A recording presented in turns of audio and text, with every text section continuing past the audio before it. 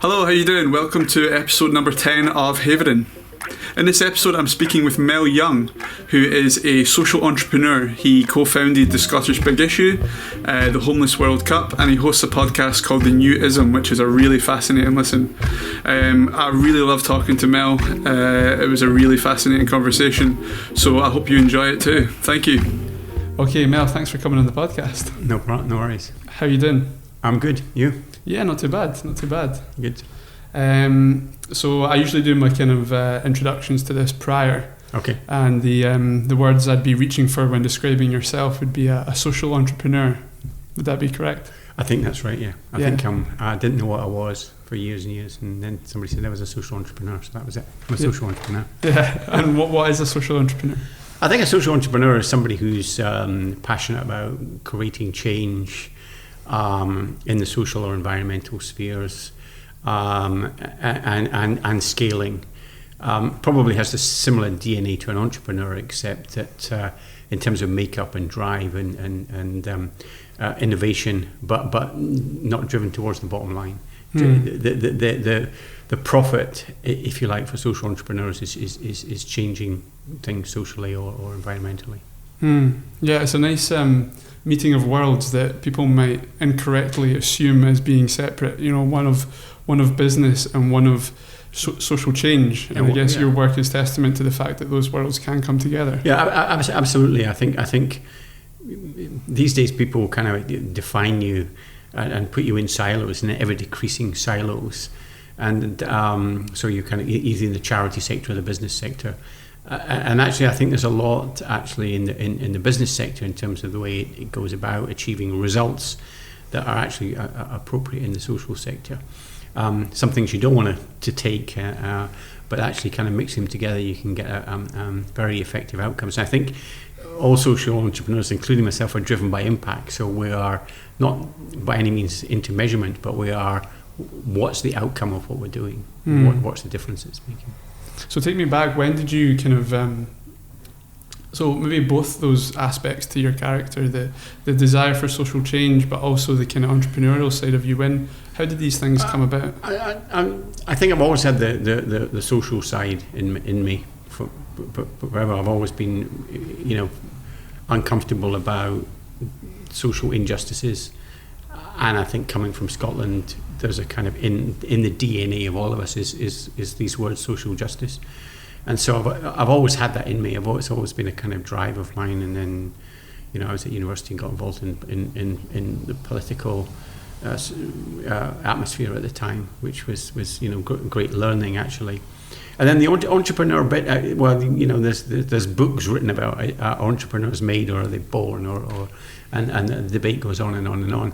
But I suspect probably there's a bit of me that's always been entrepreneurial, so kind of thinking about if there's a problem or a challenge comes out, how can I get around that? How can we build it? Also, always really interested in using my imagination to work out how you can scale things, how you can make things bigger. So never being satisfied about, okay, this is fine, okay, how can we make it better? So these things are combined to make me a social entrepreneur. And I think it was around about the year 2000, maybe slightly before, 1999 maybe, somebody said to me, you're a social entrepreneur.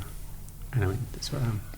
So that was when the label came in, but prior to that. Yeah, I mean, I think around that time, these words were starting to be, or that phrase was starting to be used to describe certain people, and there were networks starting to emerge globally.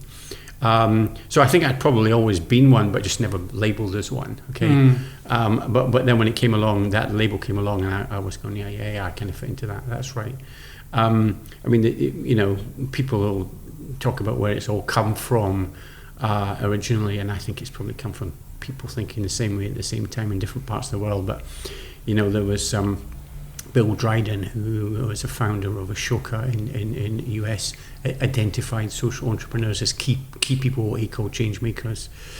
Actually, in Scotland, if you go back in time, look at the beginnings of concepts like fair trade.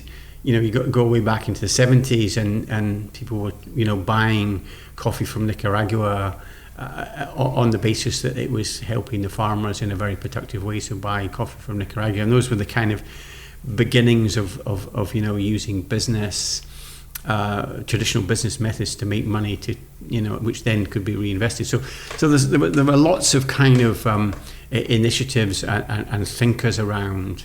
I think probably starting in the 70s, and then it kind of came to I don't know, into focus, I guess, in the 90s.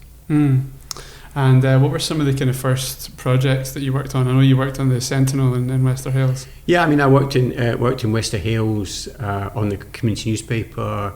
Fantastically enjoyable period in my life, actually. Hopefully, I always think you put something in, you get something back, but so that we managed to get the community newspaper to grow and get people to be involved in it, and it was great. But then I learned a great deal as well. I just from being in paper, being in that community, and understanding the notion of community development, which I didn't really understand prior to working the job. More working as a journalist. So I was bringing that skill to the table, but then began to understand this whole concept of how you can develop communities by actually empowering people. So that was a relatively new as well, actually.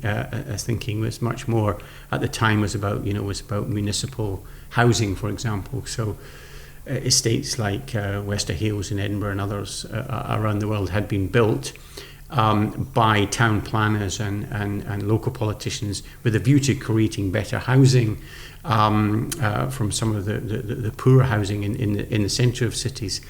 But in the process, what they'd done is, they'd created housing units, but actually not created a community with it. And so moved people. So I remember when I was first working in Wester Hailes, there was no shops and there was no bus services and so on and so forth. So the community felt quite isolated, or there was no sense of community. So the part of the community newspaper there was a facet in building that community. So one of the roles of the community newspaper was to communicate around all the houses, let people know what was going on, and try and connect people. So there was that whole element to it, apart from doing the writing and encouraging people to write in the paper. So it was very educational for me, and it's never left me either, that whole learning from Wester Hailes, actually. And I guess through the kind of publication aspect of that, through the Sentinel, it was a natural progression onto something like The Big Issue, which you co-founded. Yeah, so I yes, you're right. So I was doing the publishing and had the understanding then, if you like, from Wester Hailes, so bouncing on. But then we with Tricia Hughes, I was actually working in Wester Hailes as well. We set up The Big Issue in Scotland. So just to be clear, not The Big Issue in London, but The Big Issue in Scotland. And we thought it might be successful, but actually it was phenomenally successful. The Big Issue in Scotland at the time, that was in 1993, and in some ways I would describe it as we were just in the right place at the right time.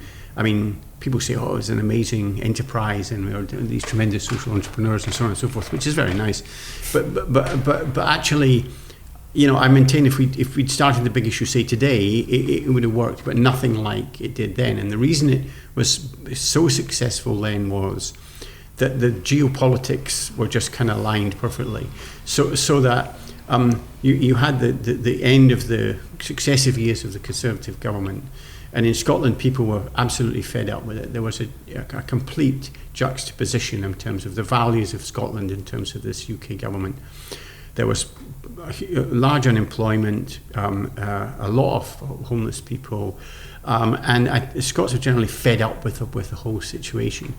So then we arrive with this whole new concept, which was about a magazine, a hand up, not a handout. We were turning what I call the statistics of homelessness into human beings. They were standing in corners, and we had hundreds of them, because there were hundreds of them, and people loved the concept, so they were buying it, and almost like a kind of political act for many people. And I remember one woman in Glasgow, actually, she said, I always buy the magazine because I'm supporting our boys, as if they were on the front line or something like that, in a war zone or something. So there was this kind of huge kind of outpouring of support for the homeless guys on the street. And then we were doing it differently. So we had this colourful magazine. We were doing some good investigative stories. You know, we were getting celebs were starting to give us exclusive interviews that you could only get in the magazine. So then it became trendy, and young people liked it, and old people liked it, and so on and so forth. So all of these things combined, and then there we were, kind of became trendy, doing something completely different, not moaning either, kind of just trying to do something constructive with a concept of a hand up rather than a hand out. And people just went for it, and so our sales went through the roof. I remember the printer saying, I can't, my presses aren't big enough, I don't know what you guys are doing. And of course at the time, people were buying more than one copy, which we didn't want, because the whole idea was, you know, it was a trade. But people were buying one more copy because they wanted to support the homeless guys that were selling it. So it kind of exploded onto the scene. It was fantastic time to be involved in something. It really was. It was a special time indeed.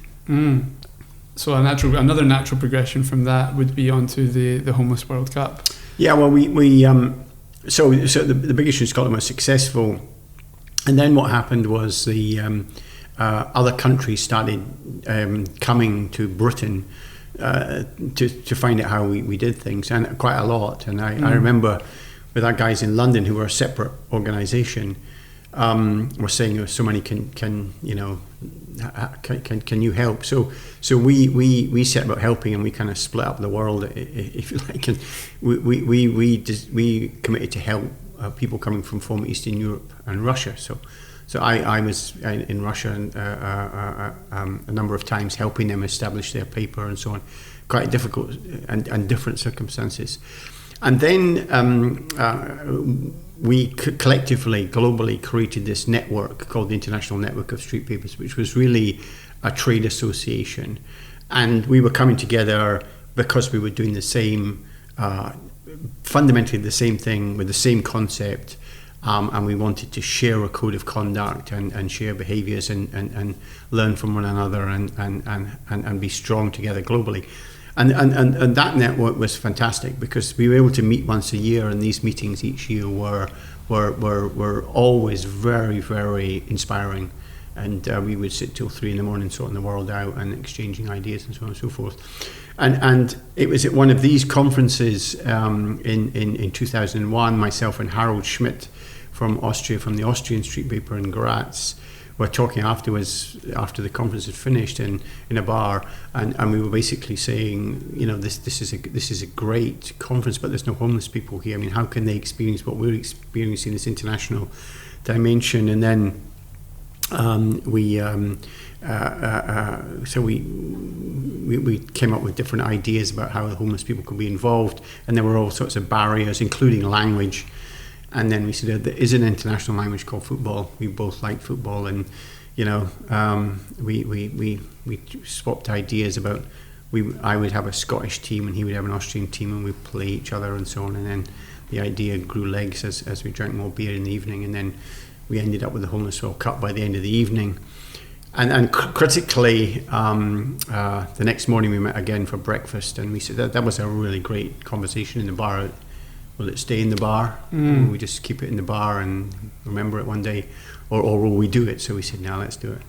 And so we made it happen 18 months later, and it was very, very successful as well. So there was always a connection all the way through. So, you know, from the street paper, then the growing of the street papers globally, then us meeting then onto the Homeless World Cup. No, it's fantastic. And especially somebody, because I love football myself, and unfortunately I support the other team from Edinburgh than you do. We all have our problems. But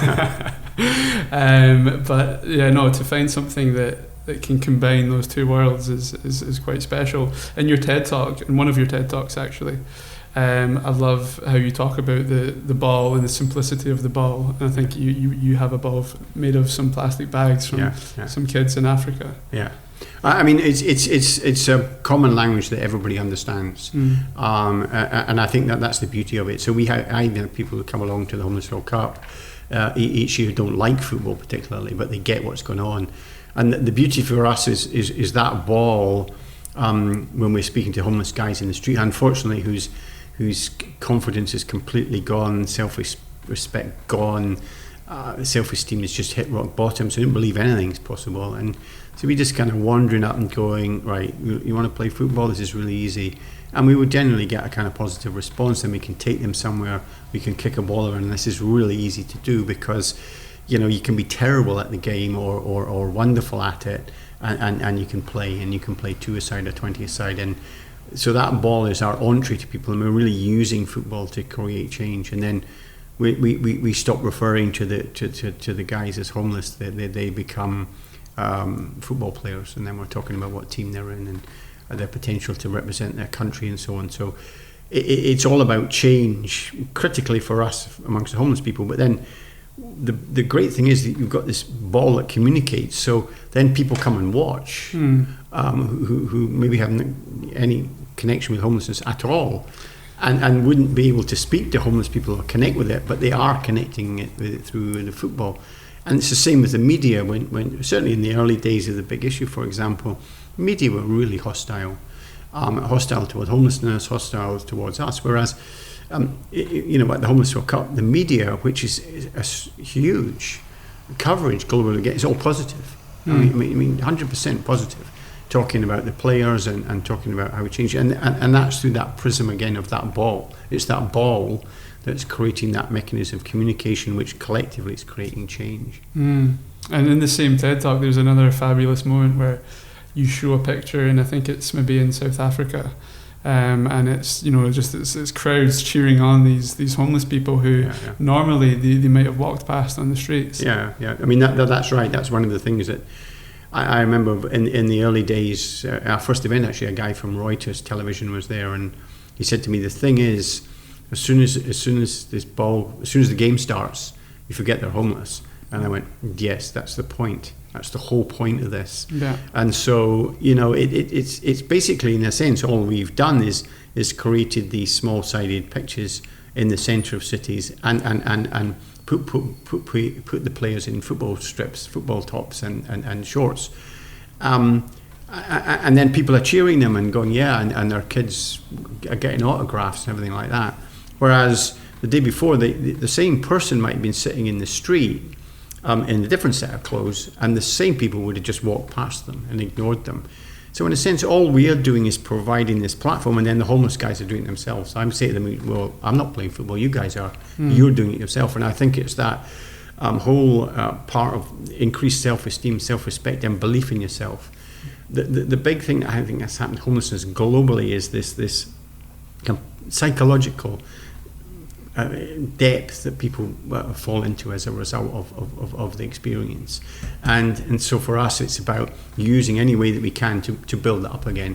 And then once people are more confident in themselves, they're going, I think I can get a job, I just played for my country, I was the goalie, I scored a goal. And we obviously provide, through our partners around the world, support for that, but that's the crucial thing, that psychological change that we can create. Definitely, and you mentioned global there. It really is a World Cup. How many different countries are you going to? So we're in 75 countries. We have partners in 75 countries. I think it's going to be more this year. I think we'll announce more, which is great. Because it works. So I think we've influenced the lives of 1.2 million people since we started. A vast percentage of them, have jobs, in houses, at college, off drugs, etc., etc. So we just keep doing it. We just keep doing more and more. And the beauty, again, the reason we're global is because this ball, everybody understands it everywhere you go. Everywhere in the world, people get football. Yeah. And so you're just working. So our players, and indeed ourselves, we don't even speak the same language. But we understand absolutely what we're doing just through the ball. Yeah, definitely. And you mentioned the psychological change there as well. I think, you've probably got countless success stories. There's some in your book, Home Game. And you talk about some in the TED Talk. I mean, the guy, the bus driver that you've seen that said, "Hi, Mel," and you didn't realise who he was. It doesn't stop at the tournament, does it? It carries on. No, I mean, for us, I mean, it's the tournament's just the pinnacle, if you like, for the players, for them to aim at, to be part of. They're only allowed to come to one competition because the whole idea, it's a change process. So we want new players to come, and the players that are at the tournament, at the end of that process, they're now getting into houses or getting into jobs nearly. So it's about that change. It's a critical thing, and it's going on all the year round with lots of players, and we're now getting former players coming back as coaches and coming back as referees, and so it's kind of feeding off itself in the belief. So you and I might go to some people in the street and want them to play football, and they'll go, "What do you know about anything? What do you know about it?" And so a lot of our coaches now are able to say, "No, I used to be you, and now I'm here." And that is that peer-to-peer kind of exchange is very, very powerful. So we can go, "Really? You were there? Right, okay, I can maybe do that." So and so that it's almost like completing the circle. These former homeless players coming back and putting something back is very, very powerful, and another element to our work. And we're just a month after the most recent one, aren't we? What happened in Cardiff this year? Yeah, so we had our event was in Cardiff. So we the events moved around the world, and cities bid to host it.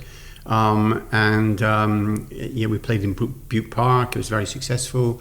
The Mexicans are now kind of dominating, or Latin and South Americans are dominating. So the Mexicans won the men's tournament, and the Mexicans won the women's tournament, playing against South American opposition. But it, for us, everyone finds their own level. So it's a bit like people who know rugby sevens. You find your own level. So there's plate competition. So by the final day, we don't have a competition where if you lose, you go home. If you lose, you stay. Just go to your own level. So.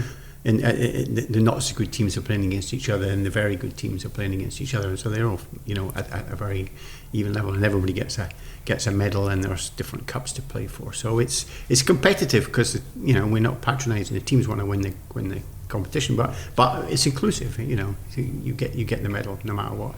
First or last, you get the same medal. So the fantastic atmosphere in Cardiff, and I thought that it was a great event because we rely a lot on the host. We've been in Paris and Rio, Mexico City, and so on, and each event slightly different, which comes down to the dimension that the hosts bring into it. So this year, Cardiff, people of Wales and Cardiff were fabulous, really welcoming, incredibly friendly, lovely, coming up into people in the street and shaking their hands and wishing them all the best and stuff. It was very very nice experience. And people might have to adjust their volume when I say this, but tell me about the time that Scotland won the World Cup.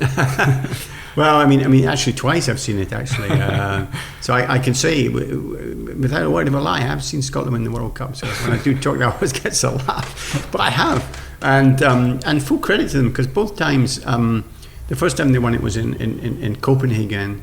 And they were a good team, and they were improving. So one of the things that happens is because it's a week-long tournament, and you play 2 or 3 games a day. And actually, if you get a good coach and the team gels, the team improves during the competition. So actually, you might be able to say on day one, right? I thought that team, Brazil, they're going to win. But actually, that's not necessarily the case. So. When Scotland won it the first time, he'd have gone, well, no, they're not the best team, but actually they kept on improving. But even they got through in the semi-final to the final. They were playing against Poland, and nobody thought Scotland were going to win. So they were the complete underdog. Poland were this big team, well organised, good goal scorers. And Scotland just blew them away. I mean, and I was, it was amazing to watch. It was fabulous. I because of my duties as president, the prince had come from Denmark, and I was standing next to him, so I couldn't jump up and down, and so I was kind of being happy. But, of course. And then they won it a few years later again in the similar sort of circumstances. They kind of quietly came through, and they played Mexico in the final. Mexicans who win everything at the minute, and beat them again quite easily. So, yep, Scott, I've seen that happen. And when I was watching on YouTube, I seen that, I'm not sure if all the games did, but the final definitely had, commentary, and I'm not sure if it was shown live or if it was put up afterwards. But is that something you're seeing? Because I think that would make a huge difference. That the media coming on board with. Yeah, I mean, it's we're just analysing the figures just now from Cardiff, and the figures we've got back from the broadcast are huge. Millions of people watching that game. Wow. Around the world. So I have to kind of get that kind of just official. Yeah. And I think we're going to find out for sure that, next week. But even if it was half of it, it's astonishing. So what we've got now is that our games are broadcast live online, and we have commentators, and some of that broadcast is very high standard now. So you've got the slow-mos and the replays and a commentator and the score changing, because as you know, if you watch it, there's a lot of goals going in all the time, and that's what makes it quite compelling to watch, actually. And so I think we've probably are onto something in terms of the length and content of the game. It's very watchable in the modern age. 7 minutes each way, so 50 minutes. So people, that's about it, the attention span these days. And it can be a very, very exciting game. So, in that final game, we were looking, a lot of Mexicans watching it, people from the US, people from Indonesia, and so we've got a truly global audience now.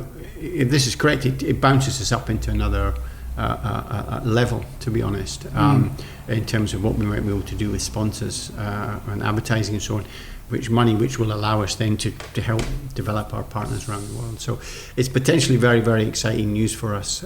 We spent a bit of time just getting the quality right for the broadcast, but I think we've got it now.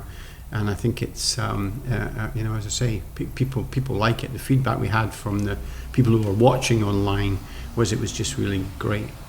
Fantastic. Yeah, it's really exciting to see where it could go. Yeah.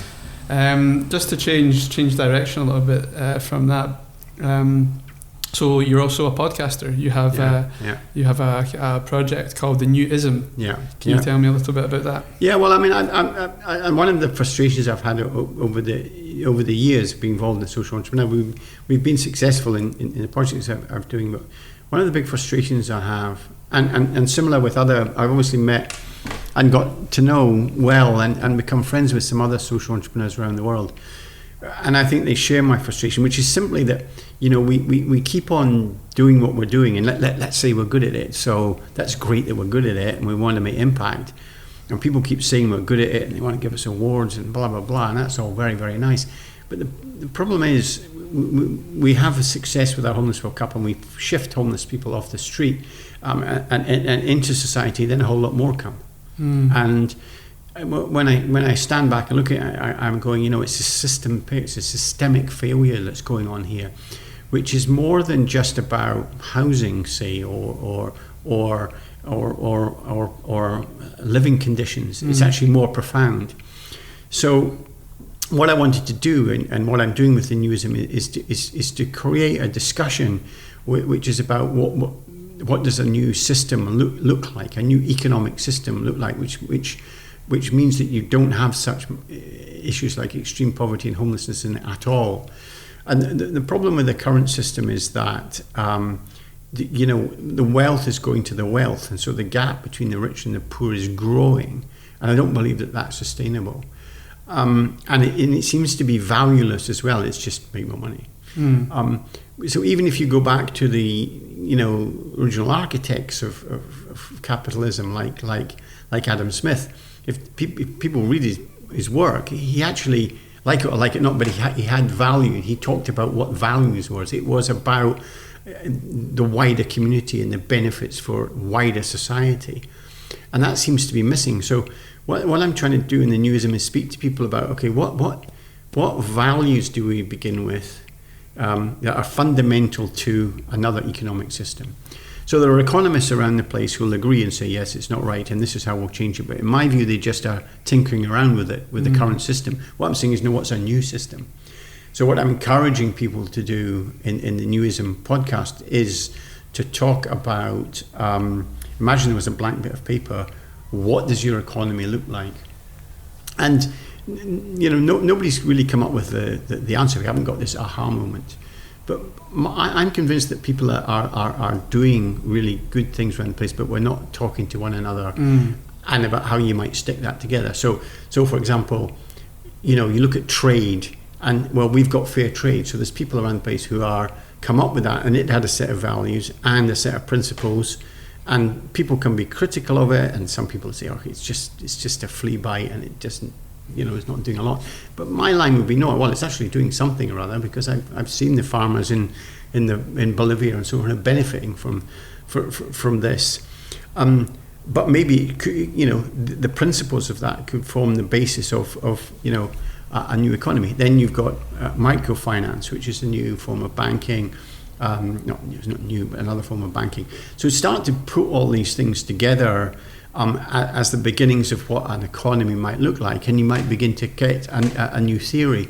So that's the idea behind it. So it's got grand ambitions. Not quite right. Which, it's typical of the social entrepreneur, I guess. And I don't necessarily think we're going to come up with an answer anytime soon. But I'm trying to create a place where we have debate about not what's wrong, because we as human beings, we're very, very good at moaning. So this is all wrong, and this is wrong, and this is wrong. Actually, okay, how do we put it right? What is it? What's the underlying economic system that we can come up with that actually we can sign up to and go, that's the system that we want to be part of? And also, 100%, just about connecting dots and hearing about different things that are happening elsewhere and finding the connections between those two things. I dipped back into the Newism and was listening to the most recent one with Adam Purvis, where he was talking about the island in Sweden where the leaders all get out their suits and go into shirts and t-shirts and have a kind of a conference where people can go and chat to them and find out what's going on with their leaders. So it's fascinating to hear about these different kind of conferences and things that are going on all over the world.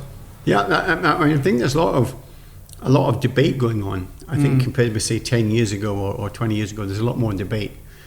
Things like this podcast, and I think there's a thirst at the moment. People are looking around, trying to find answers, and maybe it's not necessarily that people are worse off, but there's something kind of people are not feeling quite right. More stress, more mental health issues, mental well-being. Actually, this world we've created materially, we're better off. We're not starving. La la la la la. But hey, there's something not quite right.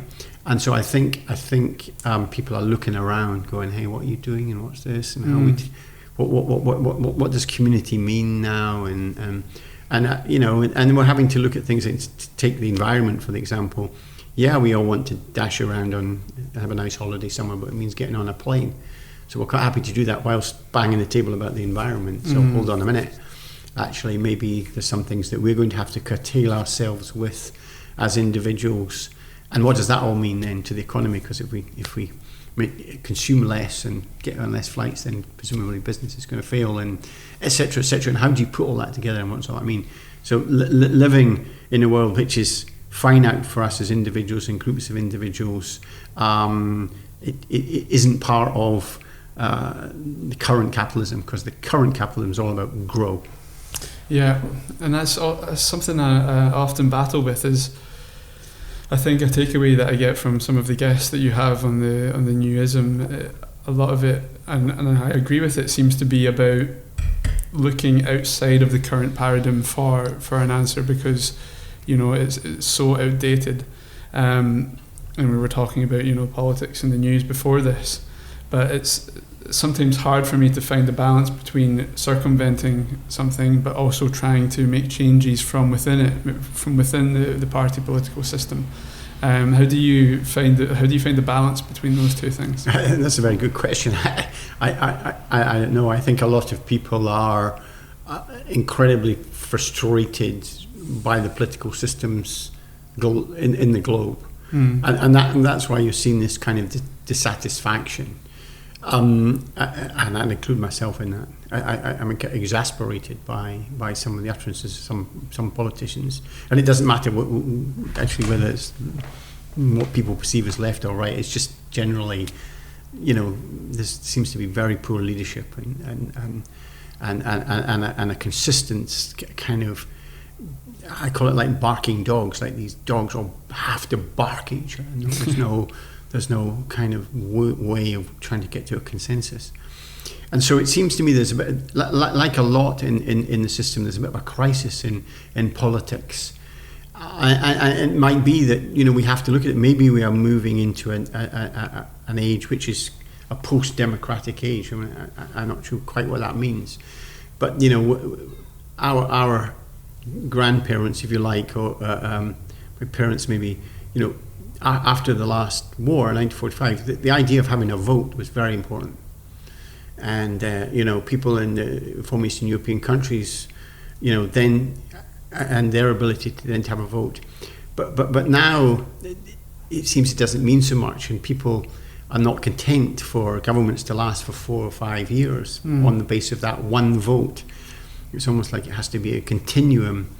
And I because of that, I think there's some real challenges, and we have, as part of the newism thinking, I think we have to work out how our political system actually works. A lot of people in newism are talking about it's more about local democracy, that somehow it's about our neighbourhoods and our villages and our cities maybe that become much more part of involvement of people rather than big countries. So there's challenges then about nations, and we seem to be in the world now getting more nationalistic, and the question is, well, is that right or wrong? Particularly as we're a global system. So that's a kind of challenge in here, I think, where a lot of people are very dissatisfied, and there seems to be a poor leadership in amongst politics. However, it's not the case everywhere. I mean, I think we live in Scotland, again, small country, and I think there's a higher level of satisfaction with the politicians, and there is leadership and there is stability. Then if you look at Scandinavian democratic systems, again, I'm not saying necessarily they're right, but there's more stability and more respect. And in Scandinavian countries, people are more willing to pay tax, it seems, because they trust the government to do X, Y, Z with their money in an efficient way. And whereas in some other countries, it's the complete opposite. So it's getting into the under the skin of all of that that we need to challenge, because I think it's part of the crisis. Capitalism moves on and in its way, the current system, and it's causing a lot of unhappiness and therefore tension and stress in the whole political system. Yeah, but then at the same time, I guess you've got the massive democratization of media, which I guess through podcasting we're kind of having conversations about things, and hopefully, that something can come about, and it's not just all conversations. Well, yeah, absolutely. I mean, I think this is what's going on, why there's more podcasts and why blogs and events now. People who are doing talks are absolutely full out. We had a nice addition, actually, was the Welsh idea called the Bevan tent, which was down in Cardiff at our Homeless World Cup, which was a tent for discussion. We had speakers along and full up every time, standing room only. People wanting to hear and wanting to participate in discussion. So there's a thirst for it.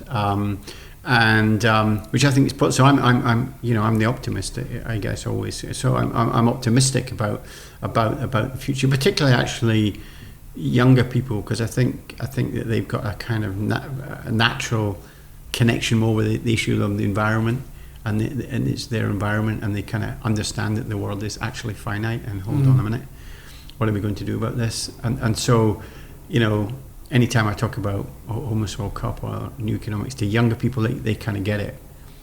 Whereas sometimes with older people, I have to kind of try and explain how this whole thing works. Sometimes, you know, talking about my own generation. But I'm not optimistic. So we're maybe going through a period of profound change. I don't know. Maybe people write history books about in the same way they wrote about the Industrial Revolution, that we were going through some kind of technological, media, political revolution that we didn't even know we were involved in. This is all part of it. I don't know, but because I think it's so important to talk in constructively and positively. That's why I'm doing these podcasts and want to talk about it, because it's very, very easy just to slip into negativity. Oh, a government, waste of time. Oh, politicians. Yeah. But you need politicians. You need representatives. And so how are we going to organise that? And so we have to have a discussion about what's best, I think, that makes it better for society. Well, I'm glad we've got people like you doing your thing. You're doing really important work, and it's been really great chatting to you. We've only managed to scratch the surface of all the work that you do, but maybe just on an ending note, could you give a piece of advice to any kind of potential social entrepreneur, somebody that's out there that maybe has ideas but isn't really sure what to do with those ideas, and like to take ideas and actually turn them into something? I think I would say to potential socialists, particularly young people, just do it. So you've got to jump off the edge of the swimming pool at some point if you like.